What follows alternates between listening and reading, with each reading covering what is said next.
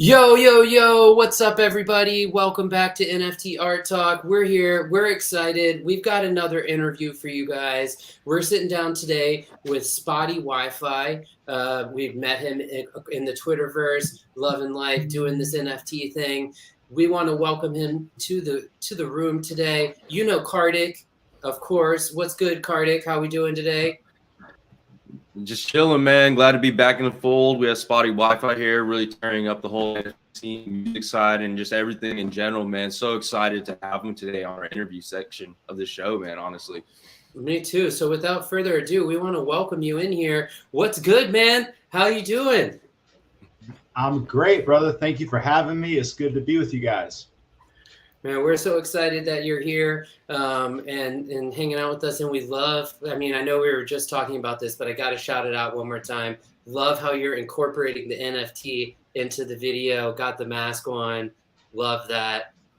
Makes me like want to get, some sort of crypto punk or something like that and be able to do the same thing. But I love 8-bit art in general. So, but yeah, man, thanks so much for coming in here. So we thought we could talk a little bit and start it out a little bit with you, man. So where do you come from, man? Where are you from? How'd you, obviously we know that you play music, you're a rapper, you have verses, you've done some great stuff with some big artists, but maybe you could just start us out with a little bit about, how you became the king of punks, I guess. Yeah, I'm originally from the Chicago area, from a town called Rockford outside of Chicago. Lived in Chicago for about a decade. I was doing music at one point full time out in Chicago. I've been in rap groups, I've been in bands, I've been a solo artist. From like basically 2006 through 2012, I was doing music pretty seriously, toured around the Midwest, opened for some big artists, and put out some music that was well received, got good reviews, stuff like that. But this was during the blog era, during the SoundCloud era. Well, I was basically starting at the end of the CD era, and then toward the end of that stretch, it had become the blog era and the SoundCloud era. And it's just hard to make the ends meet. It's hard for any musician to earn a living. And that was a very like transitional time in terms of music business. So I basically got, frustrated, burnt out. And while I was working on an album that I put out at the end of 2012, I ended up taking a day job earlier in that year and then put out the album at the end of 2012 and just ended up focusing on my day job after that for like several years. I didn't write a song from 2013 until like last year, 2021. So I was doing marketing, advertising full time for those, 8 or 9 years in between. Started getting into crypto in 2017. And then COVID came. COVID disrupted everything. I ended up losing my job and having a lot more time on my hands. And that's when I discovered NFTs in January of last year. I started hearing about NBA Top Shot. That was sort of my gateway into NFTs. And by February, I became familiar with CryptoPunks, met some CryptoPunk owners, start seeing Mark Cuban talking about CryptoPunks are the rookie card of NFTs, they're priceless, et cetera, et cetera. And then on February 23rd of last year, I bought my CryptoPunk. And very shortly after that is when I had the idea to basically make a new musical project, giving a voice to my CryptoPunk. And that's when I named him Spottie Wifi, gave him a backstory, and started putting out music under that name. I love it, man. Yeah, I had a quick question, man. Like when you were younger, were there certain hip hop influences or band influences that really got you into music? Or were you around a family that was deep into it, or just like the neighborhood you're in was into it? Just kind of elaborate on that. Yeah, my influences are kind of broad. My mom was always listening to the oldies station, in the car or even at home. So I grew up listening to a lot of like old classic music from the 60s, or I guess maybe even the 50s or the 70s, whatever. Anything from like, the Beatles to the Rolling Stones to Sam Cooke to like all kinds of stuff, Fats Domino, like all kinds of stuff. And then my dad was more so listening to Latin music, more like ballads. My dad was always into like Julio Iglesias and stuff. Then as I got older, I started going to school, in like middle school. That's when I started listening to hip hop more so. I remember like the Hard Knock Life Volume 2 album from Jay-Z was a big deal to me at that time. And a lot of movie soundtracks too. Like I remember there's a song off of that album that was on the Rush Hour soundtrack, and Jay-Z was on the Blue Streak soundtrack and different things like that. I used to love Will Smith, man. Actually, I used to love his movies, his music, everything. But yeah, basically, like, I remember Hard Knock Life, that song. I think because my mom was so into the oldies, a lot of the rap I liked at first was doing a lot of sampling of like old sounding music. I started out listening to Jay-Z. I became a big Puff Daddy fan. A lot of New York rap. And then as I got a little older, became more aware of like the Chicago scene, because I grew up outside of Chicago, but as I got older, became more aware of that scene and moved to the city and got influenced by all sorts of regions just by being in Chicago. So it's kind of an eclectic mix, but in terms of rap, I definitely grew up on like New York and Midwest rap, probably more than anything. Cool, man. One other question. So you said you kind of went hard, I guess it was 6 or 7 years, then you took the break, right? For I guess like 8 or 9 years. As an artist or musician, I know that's like one of the hardest things, but during that time of that 9 years, did you reflect on your art a lot, or did it like bring nuances to like you understanding more of what you could do with it when the NFT stuff did drop? I think, I don't know if I reflected on it a lot. I definitely felt like, I think I felt like I hadn't really shown what I could do, to a certain extent. Like I felt like I had more to offer the world, but I'm not a producer, I don't play any instrument particularly well. I'm a top line writer, and a vocalist. And so during that 8 or 9 years, I just didn't have a super close collaborator on the production side. I had a couple producers that I talked to and was close to working with, but and sometimes I would even write and then not record because I just didn't feel super strongly about what I was writing. I didn't feel super inspired. So I don't know. It was I wouldn't say I dwelled on it. I didn't think about it a lot, really. But looking back on it, I think that it probably affected me more than I realized. Like I was probably like subconsciously like a little feeling down on myself, as a result. I was reading an article. So did you graduate from law school? You're a law school graduate? Yeah, when I first moved to Chicago, I went to undergrad in the suburbs, and then I moved to Chicago. I moved to Rogers Park for law school in 2006. And so while I was doing music, that was really when I started taking music seriously. I probably took music more seriously than law school, to be honest.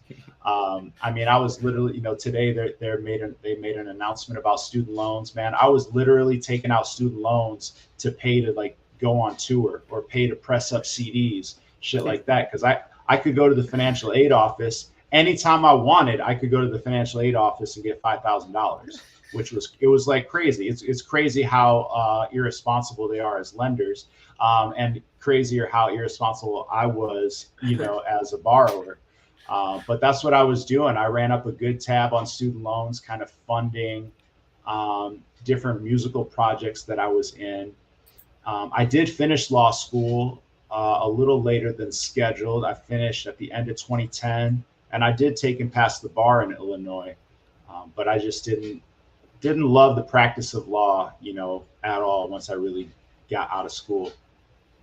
I feel it, man. I got an accounting background, so when I meet someone that has like same kind of professional background, it's something to actually like teach everybody. It's like I believe everybody has an artist inside of them, right? And like if you really love to do that, it's going to call to you, and you're going to have to do that no matter what kind of background you have. But having that background does help. So having that background, did it help you kind of go into NFTs or have like a better understanding of it, or was like NFTs just something kind of fell into your lap and then reinvigorated your artistic sense?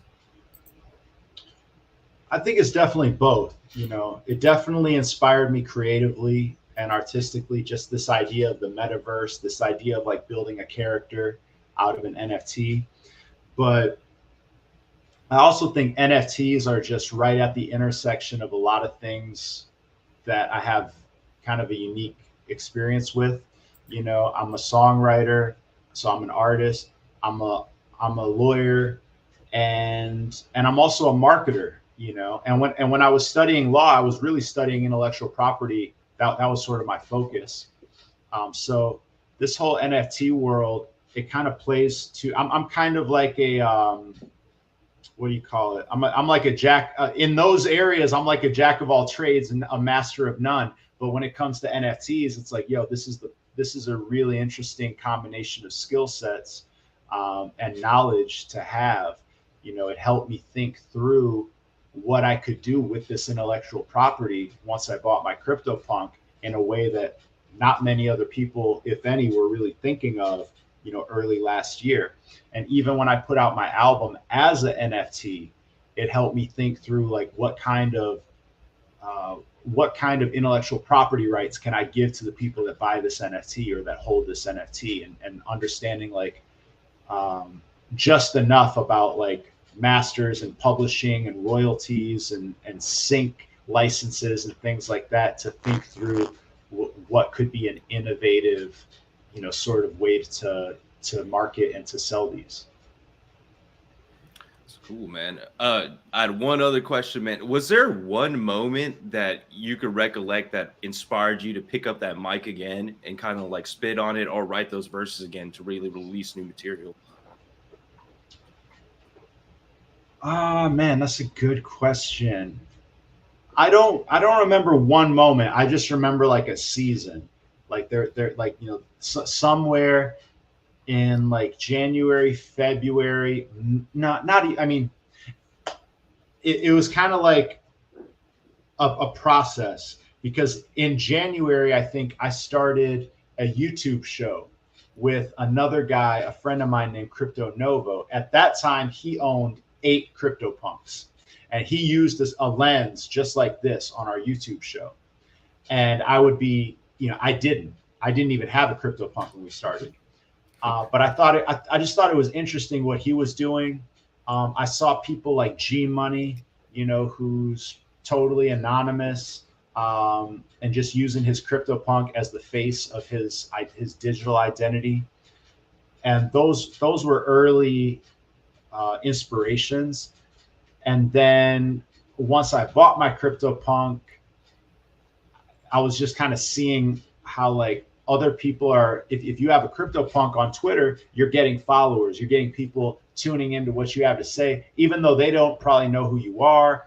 You might not know even what you're talking about. You might have no relevant knowledge or experience, but that CryptoPunk signals to the world that like, oh, I might want to listen to what this person has to say.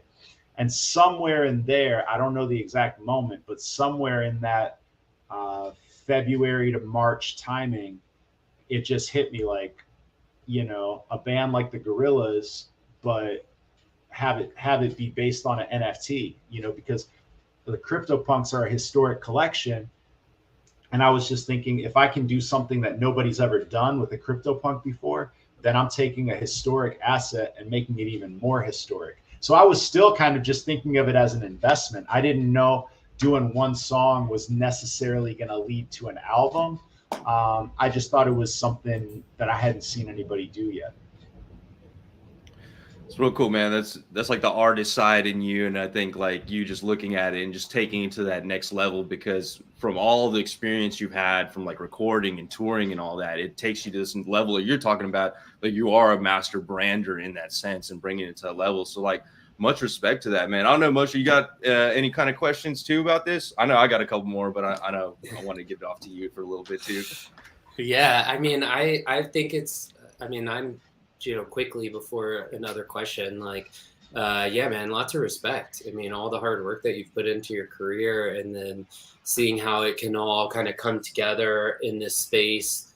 And then just, I mean, I think like, it's like you said, part of it is, oh, what's my, just having this PFP that's like a popular NFT. But then the other part is that you're obviously out there participating in these communities and making those communities want to participate with you. So, I think it's very inspiring, and it's such a great reminder of like how powerful this NFT community is, or we are together doing this. And man, I got to look up that YouTube show. I have so much. I've been so quiet just listening to you talk, but like, yeah, man, I gotta check out your YouTube show too. See what's up with that. Yeah, it's called NFT Stories. If you ever get a chance, NFT Stories, and we had some really cool interviews. We definitely interviewed, some really interesting people, both artists and collectors. That it's funny to look back on, because a year and a half later, like where a lot of those people are at now. Yeah, it's really, it's nice to be able to create these timestamps. Again, we appreciate you being here to share yours. I did have a question about your art, and specifically as a writer, because I know, Karthik and I have collaborated on some songs together, writing and, performing them, whatever. And I was curious, what do you like to write about? What's your favorite thing to write about? Like, is it like, I know you mentioned this season of like kind of the beginning of this, January, February, what was it, like a topic that just like you love spitting about it, or like, I was just curious about that. Man, it was really just this concept of like, telling the story of this crypto punk, that is, living in the metaverse, and kind of just building out his storyline and the characters around him, and building out this universe around him. That was what was really inspiring to me in the beginning. And just thinking like, what does that sound like? What does that look like? What does the video content look like? Who else is in Spottie's orbit, and that's what that whole first album is. It's really a concept album. It starts by introducing Spottie. The first song is I'm Spottie. That's also the name of the album. Then we introduce his hype man, his right-hand man, his best friend, which is Goldrilla. Goldrilla is a Bored Ape. Then I have like there's a comic book that I was like affiliated with at that time, which was like it's a comic book full of CryptoPunks, and I wrote the CryptoPunk anthem, and kind of like talking about some of the characters in that comic book, and then I wrote this love ballad, this like R&B song about this other CryptoPunk named Art Chick, who's pretty controversial, and so like that was just like how the album came together. It was just like different people I was collaborating with, even outside of music, but they were all kind of metaverse or digital identities, and kind of making that the through line, or the backbone of the whole album.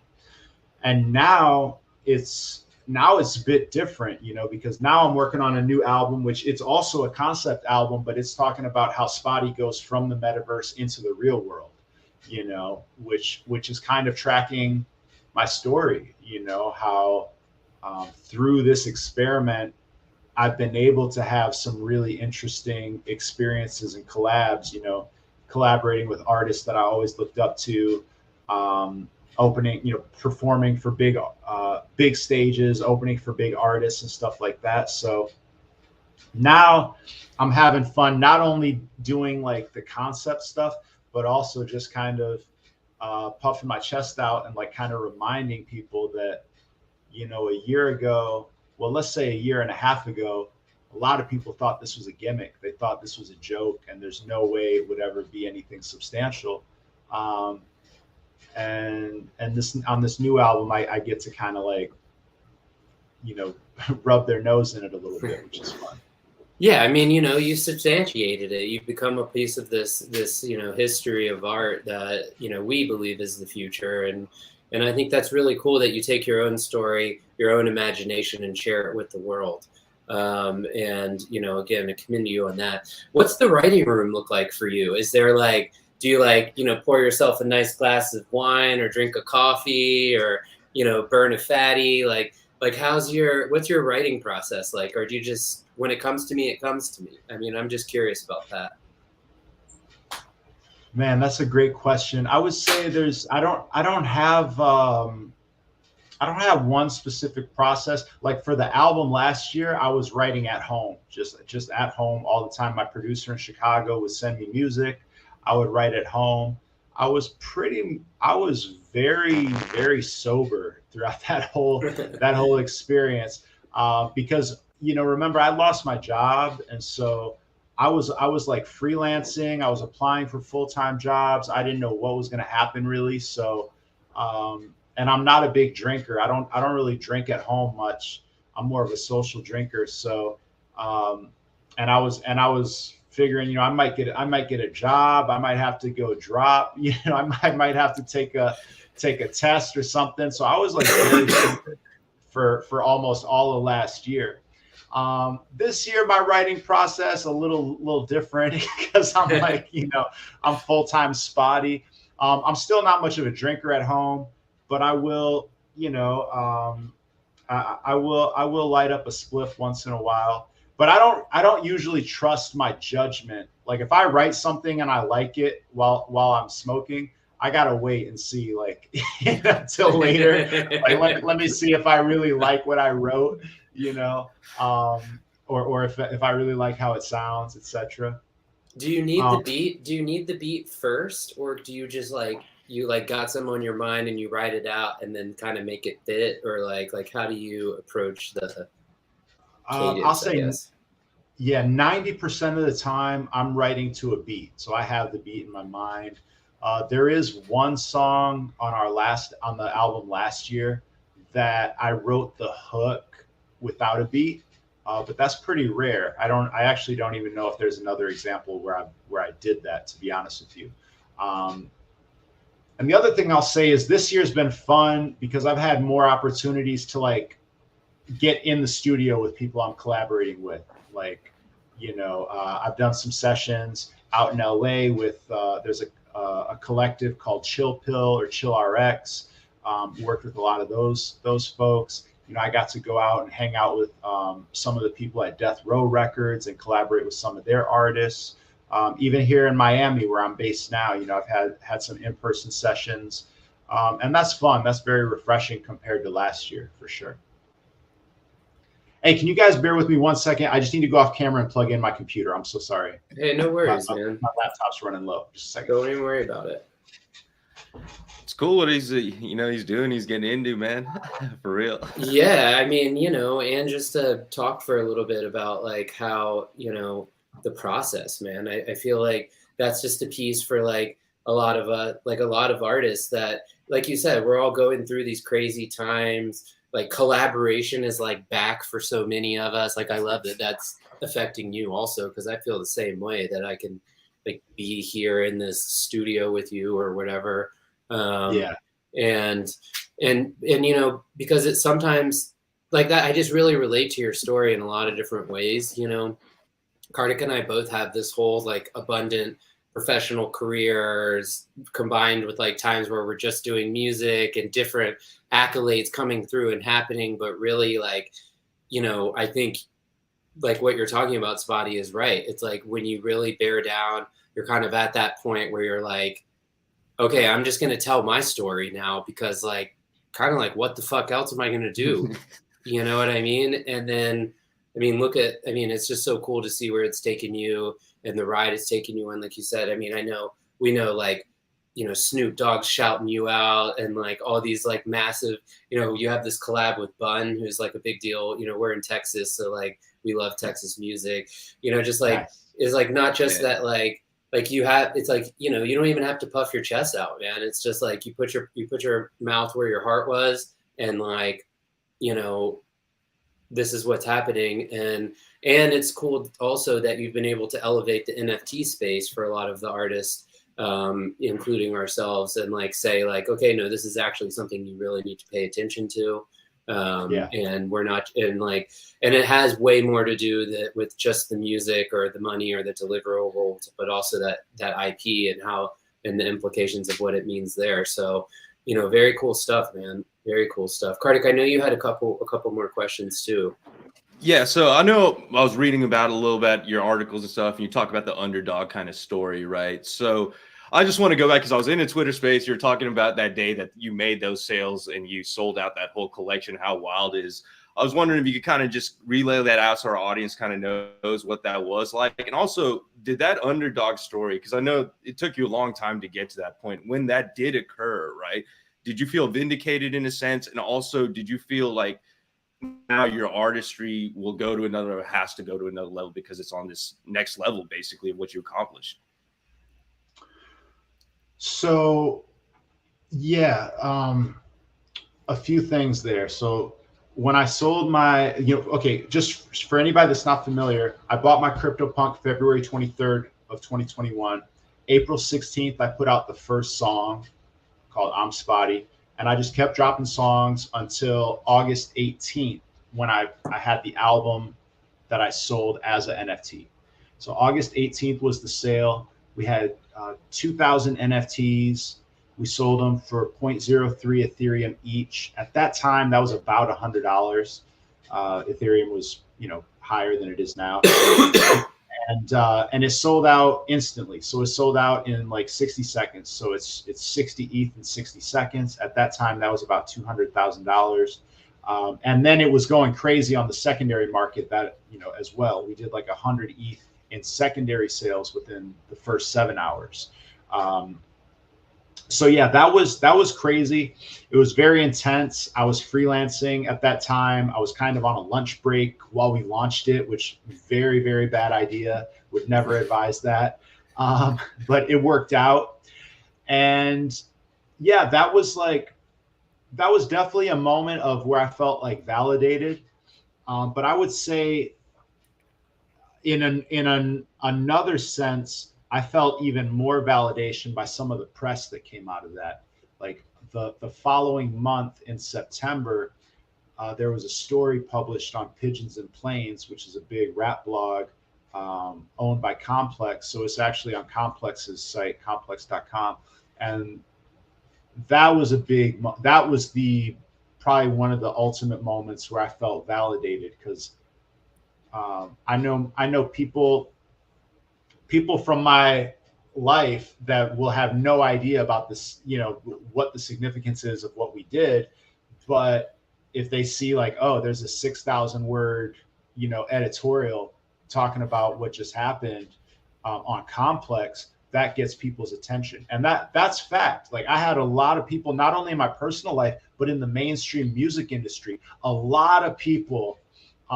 In fact, I think you can even look on Google Trends and you can see, people searching music NFTs like spiked when that article came out. Like I believe we brought a lot of awareness to music NFTs with that article in September based off of the sale in August. So that was sort of the thing to me. Like in August, it was almost like a quiet victory. It was loud on NFT Twitter, but people on, people in my life, they don't know what's going on. But you follow that up and you get that Complex article, and then the Bun B song, which we dropped shortly after that, and that was the video for that was featured on Lyrical Lemonade. Like that starts to turn people's heads, in the mainstream, and I'm really proud of that because most people in the mainstream never saw that coming, and most people in NFT world never saw that coming, you know. So yeah, that's I feel like you had a couple of good questions there, and I might be leaving one out, but that was where my mind first went when you were asking me questions. Yeah, no, you totally answered it correctly, man. It was just kind of because I know as an artist, a lot of these independent artists go through this,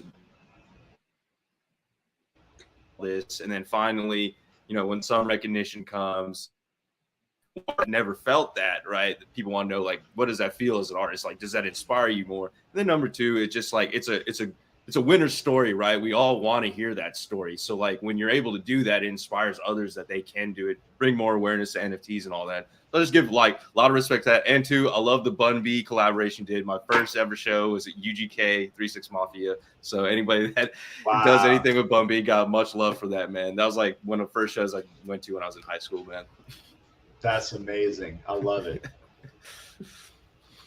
Yeah, I saw 36 Mafia at the Metro in Chicago, like at least a decade ago, and it was one of the craziest shows ever, man. Because they kept having people were getting so turned up in the crowd and fighting, and they kept having to stop the show.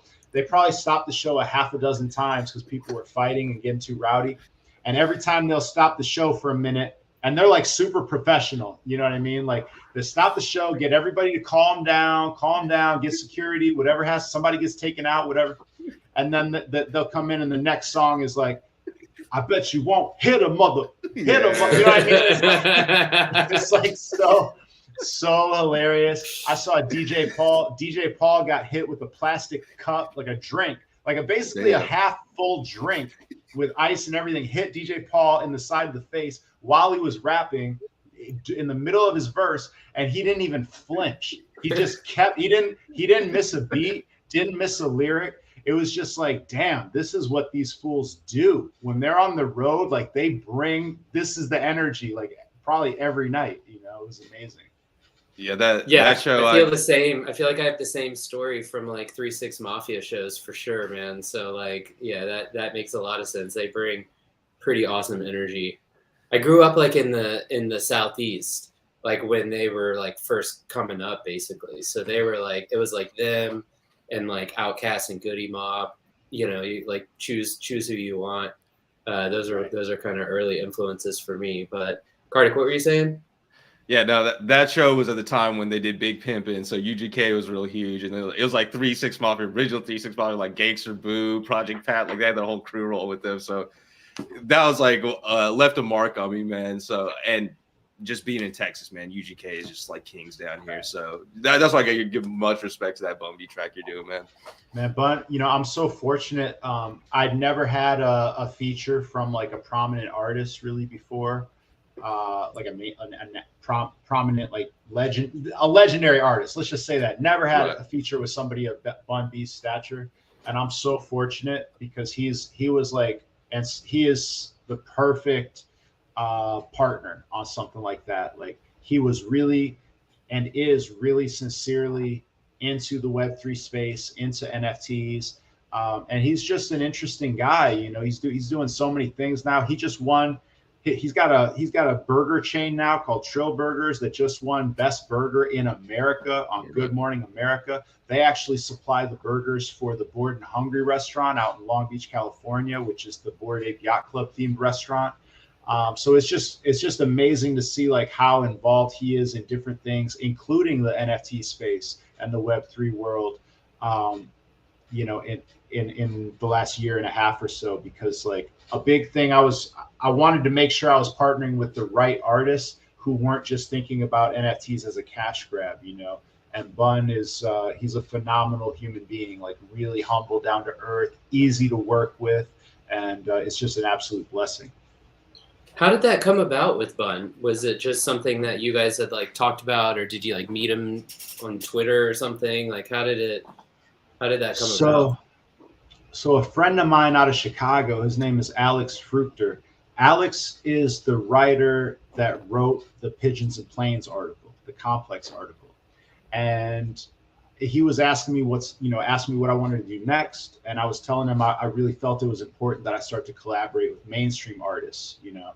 And he kind of asked me like who I'd be interested in collaborating with, and Bun was at the top of the list, you know, because I had seen Bun do like Bun rapped over a Euler beat like early last year, I think. Euler beat is like a historic algorithmic generative music project, and somebody that owned one of the Euler Beats NFTs commissioned Bun to rap over it.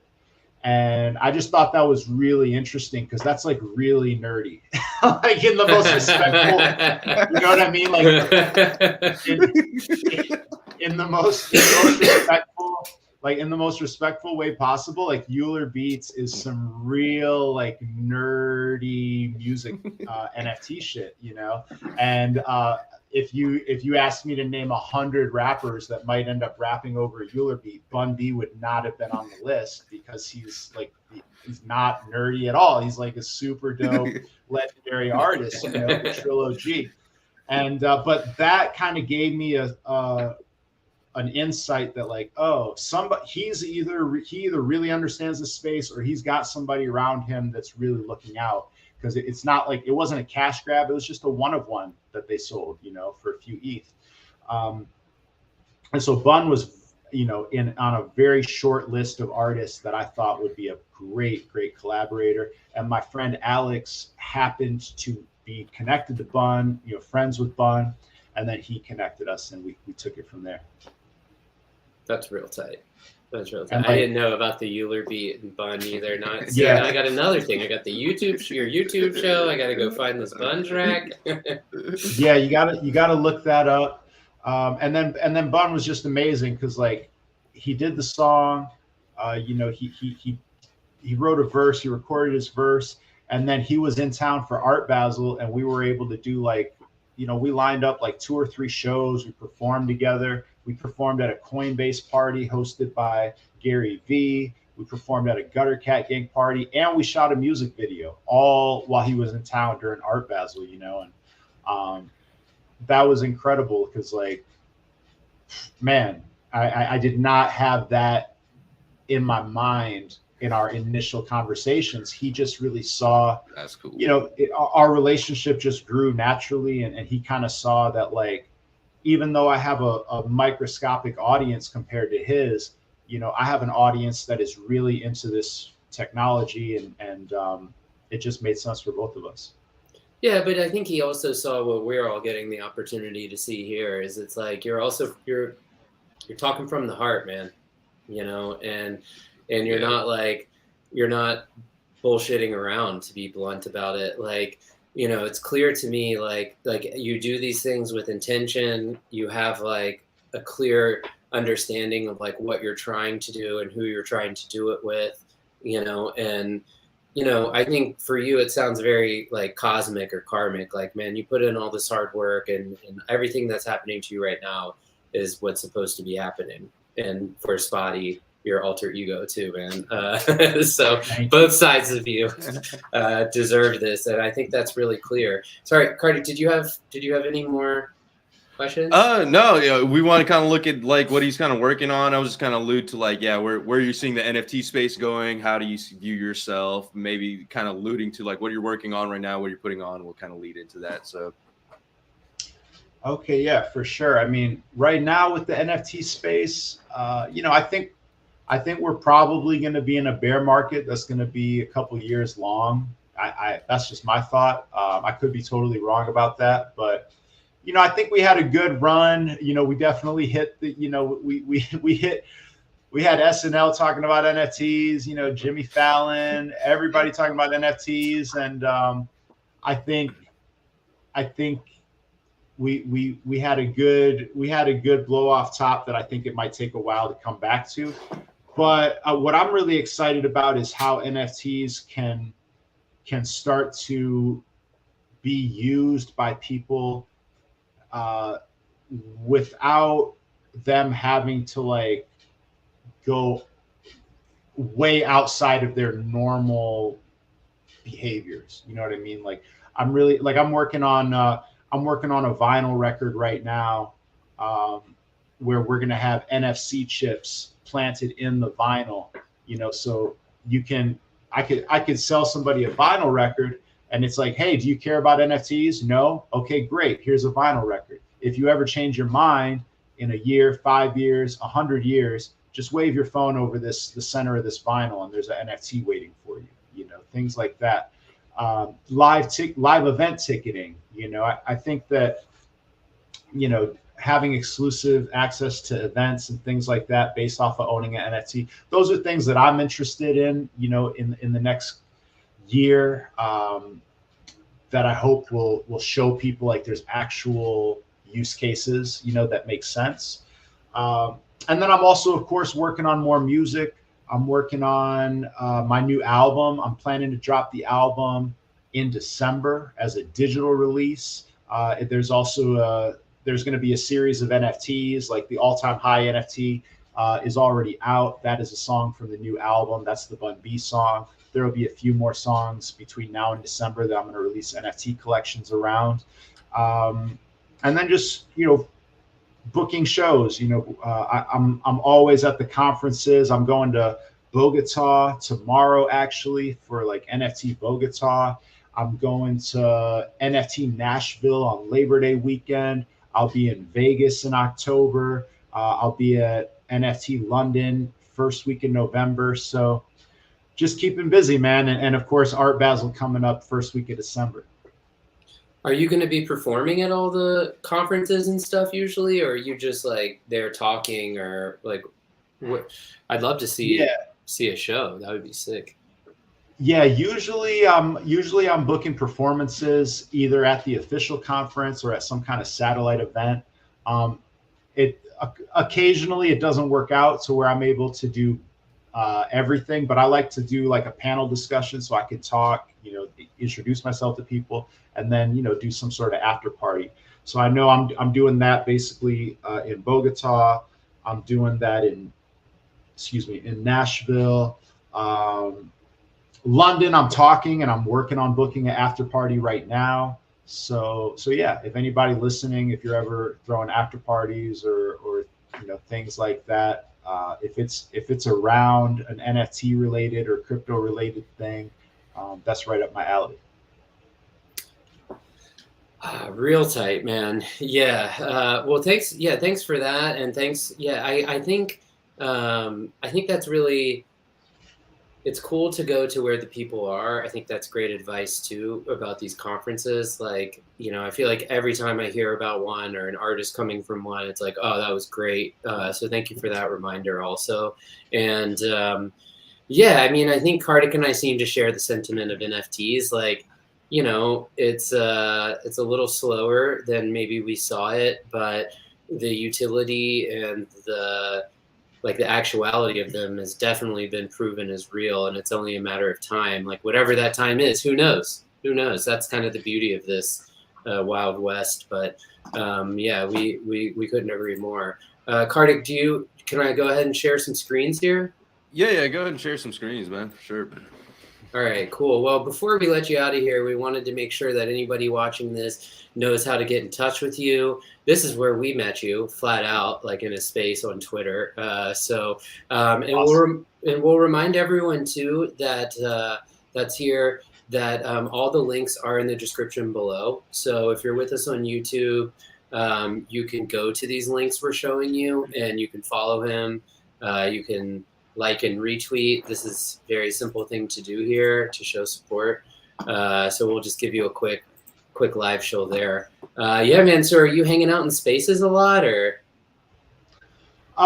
Yeah, I'm trying to do more spaces. I'm thinking of launching my own like regular spaces, whether it's daily or weekly. You can see I'll be on a space tomorrow at in the afternoon. I'll probably hop on a space for a little bit right after this too. Yeah, that's like it's a really powerful medium. You know, I think a lot of these things that we're talking about, it's easier to talk through them than to read through them, you know?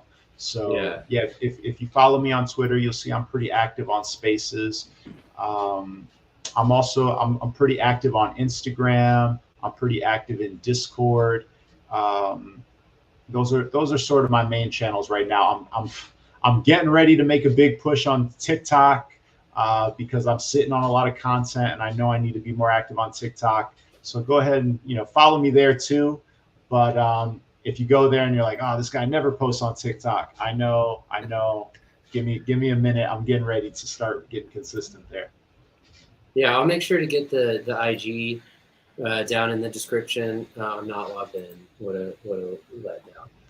But yeah, this is his website, so you can go here and get to everything. Sorry, go ahead. Yeah, I was just going to say the same thing. This is my website. If you're interested in the album collection that I mentioned or in the Bun B collection that I mentioned, that's what you're looking at there right at the top. And if you're looking for any of my other information, contact info or whatever, it's all pretty much right there on the website. Yeah, and we went ahead and pulled these up too, so people could have the links to these, and also just all of your collections. The track with Bun that we were talking about earlier. Yeah, unfortunately, it's really hard for us to play music on YouTube, so we're gonna ask that everybody here who's watching this or has been watching this with us go listen to the music and engage and buy an NFT and join the community.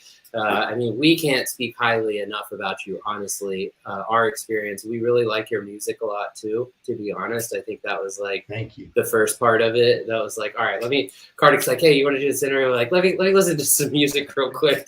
But yeah, man, your music is super tight. Your story is really inspiring. I think, and for me personally, it just reminds me, like, don't give up. Like, the underdogs are here. And like, I just relate to you in more ways than none. And I think that's really awesome. And I really appreciate your time. You're a very inspiring guy. Hey, thank you guys. It's my pleasure. I appreciate you guys' time. And yeah, I hope people walk away with that impression of like, never give up. I had almost everybody I told last year about what I was going to do. I have almost nobody thought it sounded realistic or feasible or like a good idea or like anyone would give a shit. And if I had listened to most of those people, I don't know what I'd be doing right now. So.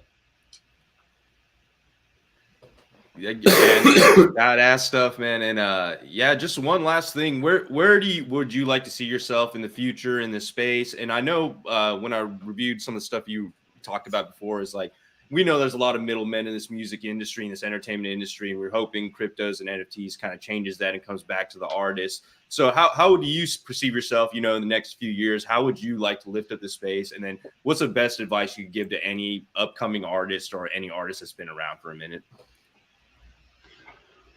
So, a lot of my goals for next year, or the next 12 to 18 months or whatever, I want to focus on building my, building awareness of what I'm doing amongst traditional music fans.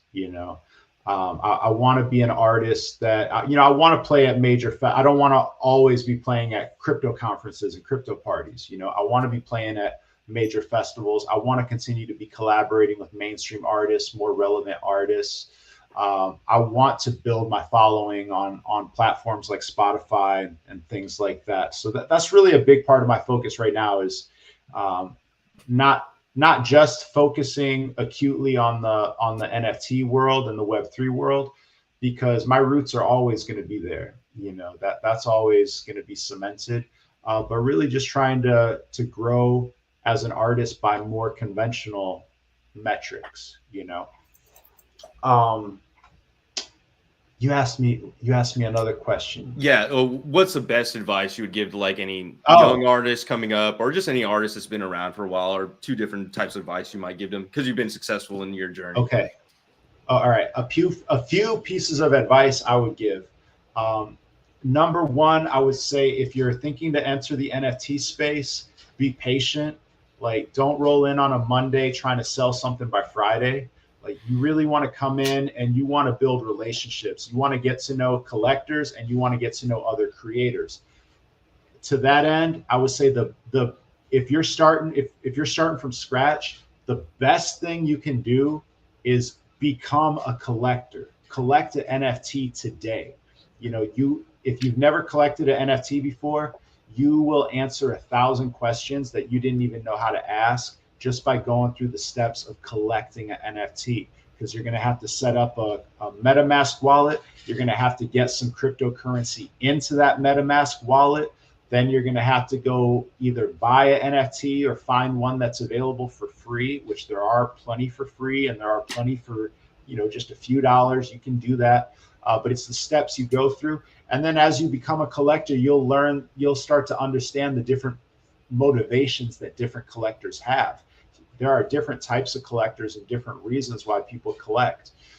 So that's, and I would also encourage you, buy a profile picture, join a community that is very active on a platform like Twitter. You know, first of all, you yourself get on Twitter, follow everybody that's talking about NFTs. Don't believe anything they say, but just, you know, follow people that are on NFT Twitter and take everything that they say with a grain of salt. Do your own research and join a community. I've been telling artists, there's a collection called the Gutter Clones. The Gutter Clones right now, I think it'll cost like 0.1 ETH. I haven't looked in a few days, but you know, that's about let's say $200. If you can budget $200 to join a community that's very active, very supportive, and loves music, I think that's a good one to join. Make that NFT your profile picture on Twitter and just start making friends, you know. A couple other quick pieces of advice I would say: you don't need to use a music platform. You know, you don't need sound.xyz to accept your application so that you can be one of the privileged few that uses their platform. You don't need, you know, whatever the other ones are. I can't even remember, you know, but you can literally make your own NFTs on OpenSea. They have a partnership with a company called Manifold. If you use the Manifold option, then you can create NFTs and they originate from your crypto wallet. That is a really great thing. Whereas most of the platforms, if you create an NFT, the NFTs actually originate from their shared, that platform's shared contract address, which is not as ideal. And then I think the final thing I would say is don't oversaturate your NFTs. Don't create too many NFTs too fast, and don't try to charge too much for it. The best piece of advice I got all last year was really smart people in the NFT space. I wanted to sell 5,528 NFTs because my CryptoPunks number is 5528. And a lot of smart people told me, however many you think you want to sell fewer. And however much you think you want to sell it for less. Because you want those first of all, you want to try to sell out. And you want the people that believe in you from the beginning, the people that are early supporters, you want them to feel like they got a great price. It's a lot easier to have an enthusiastic community if your most diehard supporters, if they bought in down here and then the price appreciates up this way. It's very difficult to maintain an enthusiastic community if you do the opposite. If your most hardcore fans buy at this price and then they see that price fall, you're managing energy at that point, and that's a much different scenario. So that's just some of the best advice I could give. I love it. I think it's great advice. So, you know, thank you for imparting your wisdom on us. And again, obviously, you know what you're doing. So, you know, we really appreciate you dropping a little knowledge for us before we jump out of here. You know, I did have one question come across the chat. Be Better was wondering, I assume she's talking about the software that you're using to use your punk as your face. But yeah, I just thought maybe you could tell her. I know you just told us, but right. Yeah, so this is just a Snapchat lens. So just like how you would be on the Snapchat app and you could have like bunny ears or, you know, Game of Thrones, you know, what's the White Walker face or whatever. I had some, you can find people that build these types of snap lenses for you. You just give them a piece of artwork and they'll make it into a mask basically. And so I can use this on my phone. And right now I'm using it on my laptop because there's actually a Snap camera application. Like Snapchat has their own camera program that you can download onto your computer so you can use it on desktop. Just elevating the game everywhere you go. I love it. Well, yeah, thank you so much for hanging out with us today. We really appreciate it. We've had a lot of fun. We want to thank everyone that's been here hanging out with us. Please don't forget to like this video, subscribe to the channel. Most importantly, don't forget to go to those links in the description below and join Spottie's community, whether that's by buying something or following or whatever. Obviously, he's here doing, available for us and respects his community. So we really appreciate that. And yeah, man, thank you so much. I know we'll see you soon. I can't wait to hear some of the new music. Absolutely. Coming soon. And thank you guys so much for having me. It was my pleasure. Awesome. Well, Karthik, in natural fashion, why don't you shut us down, man? Oh man, this was such a great interview, dropping knowledge, bringing power back to the artist, bringing back belief and inspiration into your creative craft. Got to give much love to Spottie Wifi, Moshe, and all of us here at NFT Art Talk. Y'all have a great day. Please come back and we have some more new videos. And yes, check out Spottie's stuff. I mean, it's real badass stuff. That's why we had him on the show. All right, we'll see you guys next time. Peace.